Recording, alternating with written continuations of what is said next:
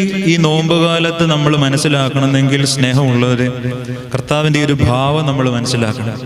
യെശയ്യായുടെ പുസ്തകം 53-ാം അധ്യായം നിങ്ങൾ വീട്ടിൽ പോയി ഒന്ന് ശാന്തമായി നോമ്പുകാലത്ത് വായിക്കണം. 12 വാക്യങ്ങളേ ഉള്ളൂ. വരുവാനിരിക്കുന്ന മശിഹ എങ്ങനെയുള്ളവനാണെന്ന് പറയുന്നൊരു ഭാഗമാണ്. അത് തുടങ്ങുമ്പോൾ എങ്ങനെയാണെന്ന് നിങ്ങൾക്കറിയാം. അവന് മനുഷ്യർ ആകർഷിക്കത്തക്ക സൗന്ദര്യമില്ല, അവന് കോമള രൂപമില്ല. നമ്മൾ വായിച്ചിട്ടില്ലേ? അവൻ രോഗം ശീലിച്ചവനായിരിക്കും.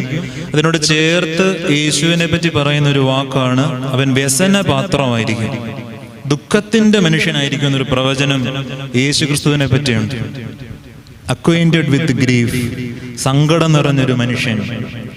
ഇത് യേശുവിനെ പറ്റിയുള്ളൊരു പ്രവചനമാണ്. സ്നേഹമുള്ളവരെ, നമ്മൾ പള്ളി വന്ന് ഒരു ദിവസം ഞാൻ ഒരു വൈദികൻ പറഞ്ഞൊരു കൊച്ചു കഥയാണ്. ഒരു ദിവസം ഒരു അമ്മ ഒരു കുഞ്ഞിനെ കൊണ്ട് ഇങ്ങനെ പള്ളി ചെന്ന് മോനോട് പറഞ്ഞു, മോനെ എന്തും പ്രാർത്ഥിച്ചു, ക്രൂശി